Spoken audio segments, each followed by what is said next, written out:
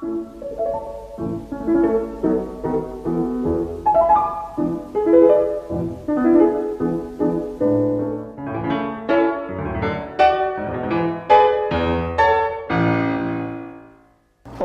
então a nossa conversa a partir de agora é com o historiador José Otávio de Arruda Melo.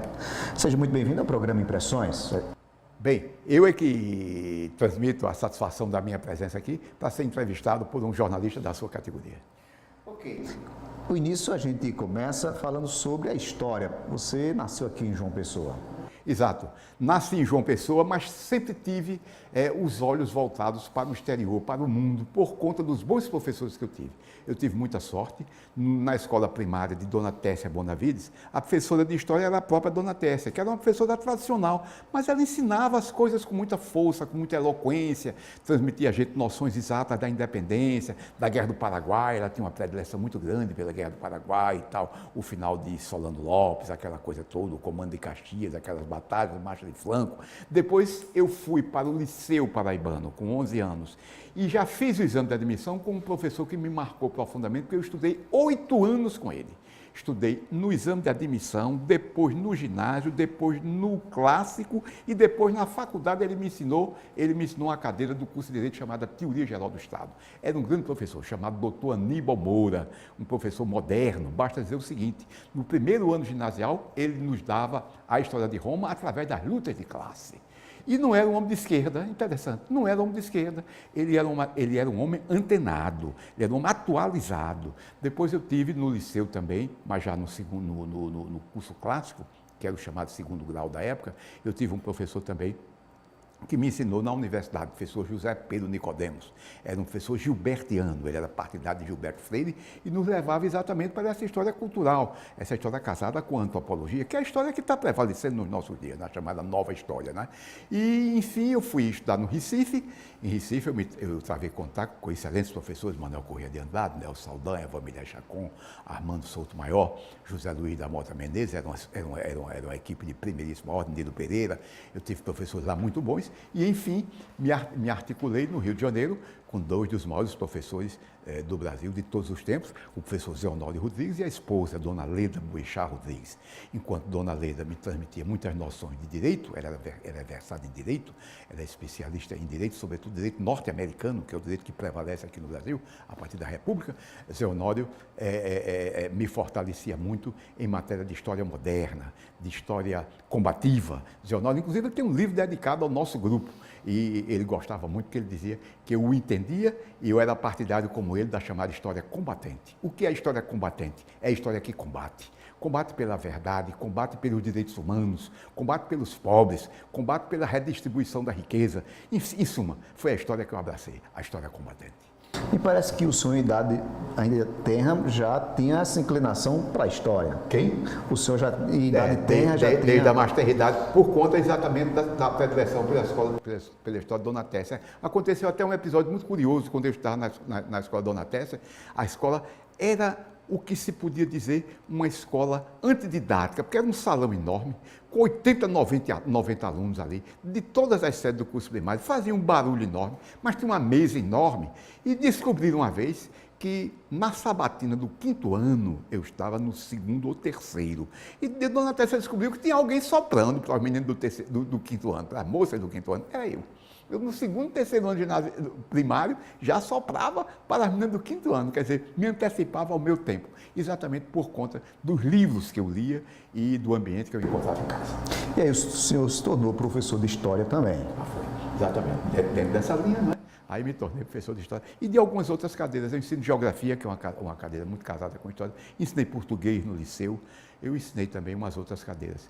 Ensinei também Educação Moral e Cívica, que eu transformava completamente. Eu transformava em Organização Social e Política do Brasil. Aí há um equívoco. Educação Moral e Cívica é realmente uma criação da ditadura, no sentido pejorativo, no sentido de fazer a cabeça do aluno, uma expressão que eu detesto, fazer a cabeça do aluno. Agora, Organização Social e Política do Brasil, não. O livro era de Delgado de Carvalho, era um livro para exatamente atualizar o aluno, era para identificar o aluno com a realidade brasileira. Eu lecionei essa cadeira. Muito bem.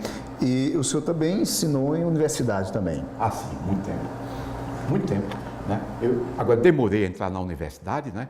por causa de perseguições de natureza política. Esse tipo de história que eu leciono e pela qual eu me bati, eu levava essa história para os colégios, para a imprensa, sobretudo. Esse tipo de história não era bem visto pela ditadura, porque a ditadura queria exatamente o outro tipo de história. Queria a história oficial, queria a história onde a gente bajulasse a ditadura, onde a gente recomendasse a ditadura. Pelo fato de eu não seguir essa orientação, eu demorei 13 anos para entrar na universidade. Terminei o curso de Direito Terminei o curso de Direito em 63. Ingressei logo no de História, que eu já tinha começado. Terminei em 66, mas só entrei na Universidade Federal em 76. Quer dizer, 13 anos depois. Agora, nesse ínterim, eu lecionei em muitas escolas particulares, em Guarabira, em Patos, em Recife, da Católica, aqui na Universidade Autônoma. Não fiquei parado, não. Eu fui enfrentando a ditadura e terminei prevalecendo sobre ela. Me diz uma coisa, no ensino, alguns anos atrás, o que era colocado na sala de aula era uma história, vamos dizer assim, oficial, uma história enlatada. Essa história enlatada já era uma influência, vamos supor, da ditadura militar? Assim, não, essa história vinha de trás. Essa história oficial, ela prevaleceu porque ela é uma história cômoda. É uma história que não leva o professor a refletir. O professor chega na classe e repete aquelas coisas para os alunos também acham bom, porque o professor não exige muito deles. Essa história vinha de trás. Essa história, Capistrano de Abreu, que foi um grande renovador da história, ele dizia que essa história foi plantada aqui por Joaquim Manuel de Macedo, que era romancista também, tem um livro famoso, A Moreninha. Aí Capistrano dizia que Joaquim Manuel de Macedo introduziu no Colégio Pedro II uma história de sapato de ferro. A história é uma história compartimentada, isso que você falou, uma história amarrada. Essa história vem de trás. Agora, é a ditadura que oficializou. Essa era o tipo de história que a ditadura oficializava, era o tipo de história que a ditadura queria. Por exemplo, na época aqui de 1972, me parece, 72 ou foi 74, inventaram de trazer para cá os restos mortais de Pedro I, que era um absolutista.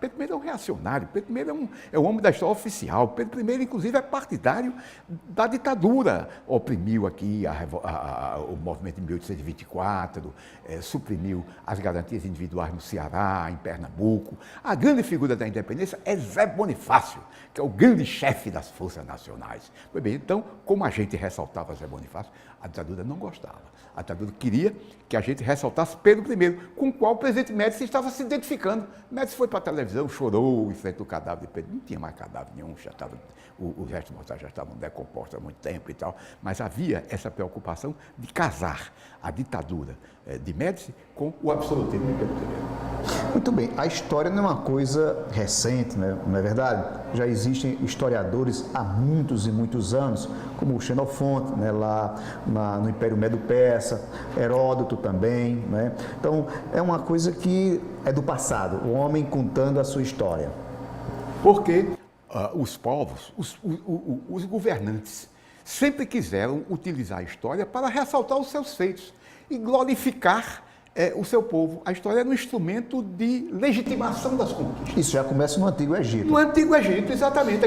O que são os hieróglifos? São um realçamento, são um destaque, são uma glorificação dos feitos dos faraós. Quer dizer, o Egito, como sabe, se expandiu muito, dominou aqueles povos vizinhos, e os hieróglifos, através da história, vão exatamente justificar isso, vão glorificar isso, vão legitimar isso. Então a história tem exatamente esse sentido, de maneira que essa é a história tradicional. É a história de Heródoto, por exemplo. Heródoto fez isso. A história de Heródoto é a glorificação da luta dos gregos contra os persas. Né? Heródoto é isso, já Tucídides é um pouco mais avançado porque procura uma visão mais moderna de relacionamento entre as causas e os efeitos dos acontecimentos. Mas a história tem exatamente esse sentido, e é o sentido mais cômodo. Os alunos gostam, os professores gostam também, porque essa história não dá trabalho. Essa história, ela sofre uma progressão, uma dinâmica de se contar, já no Império Romano com Tácito? Bem, sempre houve o outro lado. É preciso ver a história. A dialética consiste exatamente nisso. Há um lado e há o outro lado. Né? Há esse lado da história oficial e há o outro lado da história reflexiva, da história crítica, da história combatente, dizia o Honório Rodrigues. No Império Romano você já encontra isso. Você citou o grande historiador do Império Romano, que é Tácito. Eu tenho um livro dele, um livrinho assim. Tácito foi o seguinte, ele entrou em contato com germanos. Então, ele relacionou os costumes germânicos, ele reorienta a história. A história até então eram os feitos, eram as batalhas, eram os atos dos governantes, eram a atividade das classes superiores. Tácito reorientou isso. Os bastidores do Império. Os bastidores, exatamente. As brigas. As brigas internas, a chamada Petite Histoire. Eu chamo isso pequena história, Petite Histoire. Bom, Tácito reorientou isso. Tácito é um grande historiador porque ele se deparou com um povo diferente, os germanos, que derrotaram os romanos. Os romanos não derrotaram os germanos, né?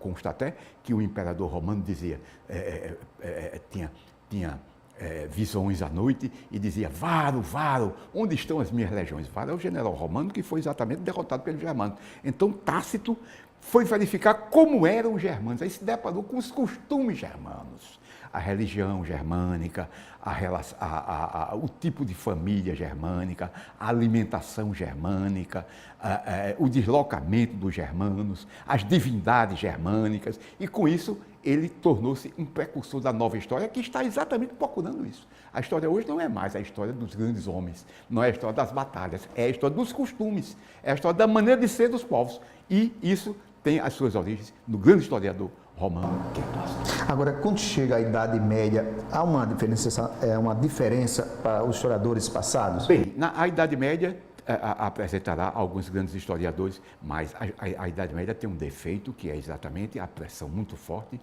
da Igreja.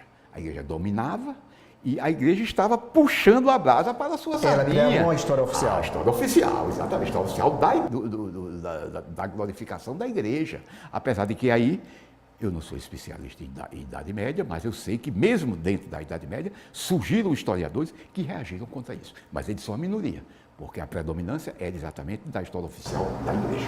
Por isso, numa história reflexiva, né, de interpretação, é necessário haver todo um trabalho investigativo por parte do historiador. Assim, quando chega o Renascimento, aí vai haver uma reação contra isso. Sabe quem é uma figura que reagiu contra isso? Maquiavel. O livro de Maquiavel, se você analisa, se você lê o Príncipe Maquiavel, tem um trabalho sobre o Príncipe Maquiavel, o Príncipe Maquiavel é um estudo do poder através da história. Ele vai mostrando como os responsáveis pelo poder se comportavam bem ou mal de acordo com a história. Então, com Maquiavel, a história já começa a se reorientar. Aí vai aparecer um grande historiador, que é um holandês chamado Huizinga, que escreve um livro extraordinário. O livro chama-se O Outono da Idade Média. O Outono da Idade Média. Esse livro é um livro reformulador.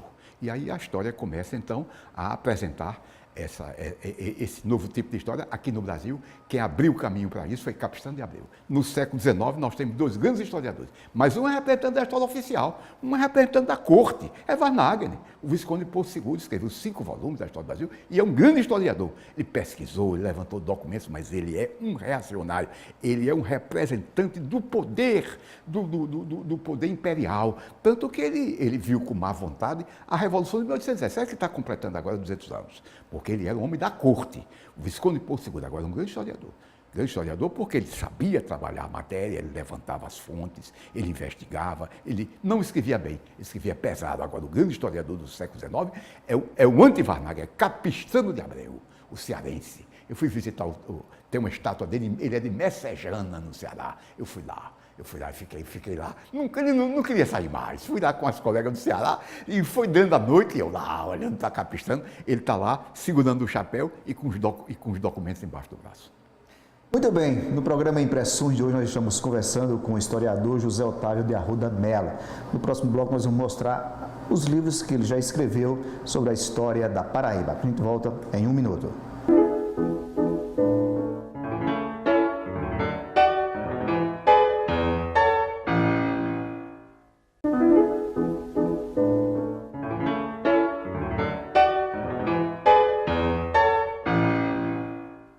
Já estamos de volta com o programa Impressões, hoje uma conversa com o historiador José Otávio de Arruda Mello.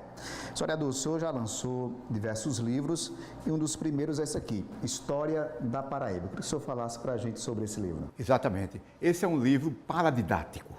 Esse é um livro que eu preparei com muito gosto. Esse livro surgiu de uma maneira curiosa. Gonzaga Rodrigues tinha sido encarregado pelo Conselho Estadual de Cultura de elaborar uma espécie de uma cartilha. e me pediu dados para essa cartilha. Eu estava tão enfonhado com a história que comecei a preparar os dados para a cartilha de Gonzaga e mostrei à minha mulher. Minha mulher disse, meu filho, você não está escrevendo dado nenhum para a cartilha, você está fazendo uma história, continue por aí que você termina a história. Aí eu fui até, essa história está na linha moderna. A história atual é também voltada para o presente. A história, ela foi muito desfigurada pela história oficial, que queria que ela fosse o passado. A história não é o passado, a história é o tempo. E o tempo desemboca no presente, como esse meu livro. Esse meu livro vai desde as origens da Paraíba, com a criação da capitania de Itamaracá, da qual vai derivar a capitania da Paraíba, e vai até o plebiscito de 1989, para discutir o problema do sistema, da forma e do sistema de governo. De maneira que é um livro atual, agora é por capítulo, cada capítulo é um século, agora quando chega no século XX, por causa da força da Revolução de 30, da qual a Paraíba, como você sabe, exerceu uma ponderável liderança, aí eu desenvolvi o último capítulo em duas partes. Agora, esse livro tem uma novidade, eu faço no final do livro um resumo. Isso, Armando Souto Mauro, que prefaciou, disse, agora tem isso, Eu escrevi o livro, achei que devia fazer um resumo no final do livro, de maneira que a maioria do pessoal que compra esse livro já vai com 13, eu estou tendo agora a 14ª edição, o pessoal começa pelo fim, porque no fim tem um resumo de todo o livro até 1989. E para falar isso, o senhor tem outro livro aqui que é um resumo da história da Paraíba das origens a 2016. Esse até 2016, realmente. Agora, esse negócio de fazer até 2016 é perigoso. Não se pode fazer. Zé Honório reclamou disso, porque nós nos inspiramos em Zé Honório para introduzir aqui a história presente. Mas a história presente não é trazer a história para os nossos dias. É escrever mesmo a história do passado com uma impressão, com uma visão, com um entendimento do presente. Então, por exemplo, esse livro aí já nasceu velho, porque eu cheguei até 2016, Ricardo Coutinho estava lançando um candidato a governador daqui da Assembleia, Gervásio Maia. Eu botei no livro, mas Ricardo Coutinho já tirou Gervásio Maia, já não é mais Gervásio Maia, então você não pode fazer uma história como eu pretendo, chegar até os nossos dias, porque a história é muito dinâmica, os acontecimentos vão se transformando, e se você não permitir uma certa distância entre a sua escrita e os acontecimentos, você termina incidindo em equívocos, como eu fiz nesse livro, né? O livro está falando na candidatura de Gervásio Maia, eu gosto muito de Gervásio, mas a candidatura não existe mais. Muito bem. Aqui nós temos outro livro que o senhor lançou, que é Os Italianos na Paraíba, da capital ao interior. Ao interior, exatamente, porque o nosso grupo, nós construímos aqui um grupo chamado Grupo Zé Honório Rodrigues, que é exatamente esse grupo que preconizou uma história voltada para o presente, uma história crítica, uma história reflexiva.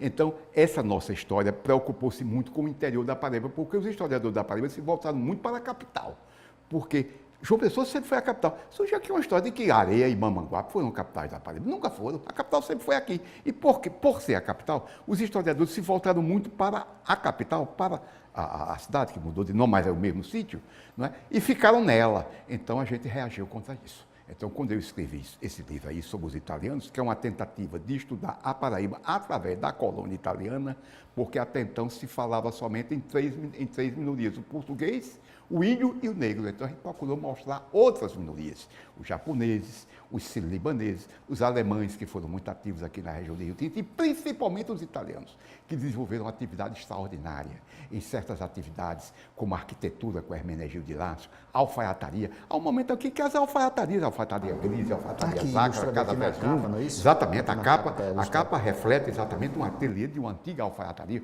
Você deve ter conhecido Mário Faraco. Eu estudei com o filho dele, estudei com o Petrônio, depois fui trabalhar com a filha, que era muito bonita. Nunca mais eu vi essa moça, essa senhora. Janina, o nome dela.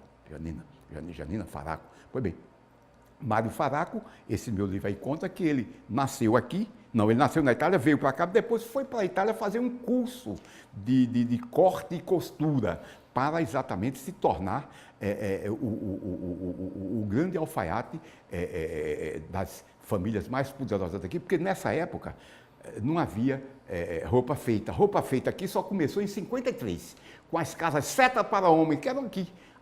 Eu me lembro quando as lojas Setas para Homem começaram, em 1953. Aí começa a roupa feita, você chega na loja, aí escolhe um. Até então não era assim, você comprava o corte e levava para o alfaiate. Geralmente eram roupas de caçemira e de tropical, eram roupas escuras. Muito bem. O historiador Zé Otávio de Arruda Melo está lançando um próximo livro agora em setembro.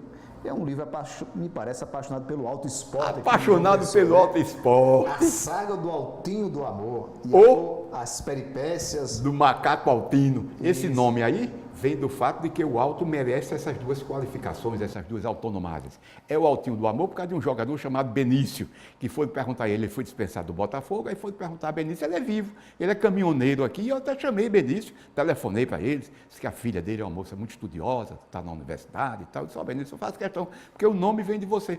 Ele foi perguntar a Benício, você vai deixar o Botafogo, vai embora daqui? Ele disse, nada, vou nada, eu vou para o Altinho do Amor. Aí estava presente Ivan Tomás, morreu, né? Dá nome até um estádio aqui, lá no Mangabeira, né? Foi bem. Aí Ivan Tomás, então, a partir daí, popularizou o Alto Esporte como Altinho do Amor. E Macaco Altino foi uma criação de Luzardo. Luzardo é irmão de Livardo. Livardo ficou famoso aqui como compositor por causa da Marcha da Cueca, do Carnaval de 1968. Quem roubou minha cueca para fazer pano de prato. Não tinha isso? Pois bem, aquele era Livardo, mas o chargista é Luzardo. Ele tinha um pau de sebo, onde os clubes apareciam de acordo com a posição que eles ostentavam nas tabelas do Campeonato Paraibano. E, para isso, cada clube tinha a sua representação gráfica. O Botafogo era o Botinha, o 13 era o Galo, o Campinense é a Raposa, o Nacional de Cabedelo era a Foca do Porto, o Nacional de Patos era o Canário do Sertão, e o Alto Esporte não tinha nada. Aí Livardo foi e criou o Macaco Altino, que é exatamente o símbolo do Alto Esporte, né? Me contou Livardo que a torcida não gostou, não. O Alto Esporte tem uma torcida muito pequena e fica aqui em torno da banca de Reginaldo, no Ponto Sem Réis. Aí fica por ali, a torcida não gostou, achou que o Livardo estava zombando do Alto Esporte, mas eu apoiei. Eu, Ivan Tomás, Ivan Bezerra, que me ajudou muito nesse livro, Otto Naulodense, meu irmão, nós apoiamos o Macaco Altino, o Alto Esporte ficou conhecido como Macaco Altino. Esse livro, inclusive, tem muitas charges de Luzardo, que estava morrendo quando o livro foi preparado, né? Eu tinha conversado com ele pelo telefone para ele preparar os livros. Quando eu liguei para a filha dele, ela disse, olha, papai morreu. Eu disse, mas é possível? Ele estava, e minhas charges? Ela disse, mas ele antes de morrer preparou as suas charges e recomendou que eu lhe passasse. É um dos times mais antigos aqui de João Pessoa. Ele é de 36. 36. É de 36. Até eu conto aí, há uma coisa engraçada. A data de fundação do Alto Esporte não é 7 de setembro de 36. O Alto Esporte é de novembro de 35. Puxou para 7 de setembro, porque na época o 7 de setembro era muito homenageado. O 7 de setembro não é como hoje. Hoje esses feriados praticamente desapareceram, porque hoje tem o turismo, o pessoal aproveita os feriados para ir embora. A cidade se esvazia, naquele tempo não. O 7 de setembro era uma festa que de manhã tinha parada militar e colegial, de tarde tinha desfile, inclusive, de escola de samba, de clube carnavalesco. Cansei de ver o Esquadrilha V, com pilotões de bicicleta rodeando a lagoa. E de noite, as diversas instituições, inclusive os clubes de futebol, realizavam sessões solenes. Aí, por conta disso, o Alto Esporte, então, puxou artificialmente a data da sua fundação para 7 de setembro, quando ele, na verdade, não foi criado no dia 7 de setembro. Eu conto aí nesse livro, mas é festejado no dia 7 de setembro, e é por essa razão que o meu livro vai ser lançado no dia 7 de setembro, que é o 81º aniversário do Altinho de Amor, o Macaco Altino. Já tem data marcada, vai ser lançado? Vai ser lançado lá no Alto Esporte, em Mangabeirão, na sede do Alto Esporte. Esse livro surgiu de uma recomendação de 2 dirigentes do Alto Esporte. Um é o atual presidente, que é Vator Rodrigues, foi vereador e foi, me parece, representante do PROCON. Eu vinha com ele no carro, ele e Caetano, José Caetano, que é um historiador, tem um livro, inclusive, que eu não gosto muito, que chama João Pessoa de Doido, e botou na capa do livro, o Doido da Paraíba. Eu disse, quem é o Doido da Paraíba? É João Pessoa. Eu disse, mas Caetano, você botar isso no título de um livro, mas ele botou, tudo bem, é problema dele. Mas eles iam no carro e diziam, a gente está precisando de alguém que escreva um livro, um livro sobre o Alto Esporte. E eu vinha pensando, eu podia fazer esse livro, porque o Alto Esporte me deu uma grande satisfação, e eu conto aí no livro, em São Paulo, quando eu estava fazendo o doutorado, estava num domingo muito ruim, sem dinheiro, com os deveres atrasados, sem amor, né? Pois bem, aí quando eu vi na televisão, o Alto Esporte tinha se tornado campeão. 1987. Olha, eu mudei completamente. Os colegas da minha turma perceberam, você está outro, você de ontem para cá está outro. Era o estímulo do campeonato de 1987 do Alto Esporte que eu tinha visto na televisão. Aí, a partir daí, eu contraí esse compromisso que eu resgato com esse livro. Para a gente encerrar essa entrevista, José Otávio de Arruda Melo, eu queria que o senhor narrasse aí, de toda a história da Paraíba que o senhor já escreveu, qual o episódio te chama mais a atenção e por quê? Não, o grande episódio da Paraíba é a Revolução 30, porque a Paraíba é um estado pequeno, pobre, atrasado, sempre viveu na dependência de Pernambuco, a nossa história é uma projeção de Pernambuco desde as origens. Desde a nossa, até recentemente, por exemplo, você teve aqui um acontecimento muito importante, as Ligas Camponesas. As Ligas Camponesas deram muito destaque aqui a SAPé. SAPé chegou a ter uma Liga Camponesa com 13 mil integrantes, mas o movimento camponês não surgiu aqui na Paraíba, surgiu no Engenho Galé, em Pernambuco. Quer dizer, a nossa história é toda uma projeção de Pernambuco, a exceção é 30. 30 a Paraíba consegue uma liderança nacional. E eu escrevi um livro de 500 páginas chamado A Revolução Estatizada, para mostrar que a experiência de João Pessoa ela se transmite ao plano nacional com Getúlio Vargas.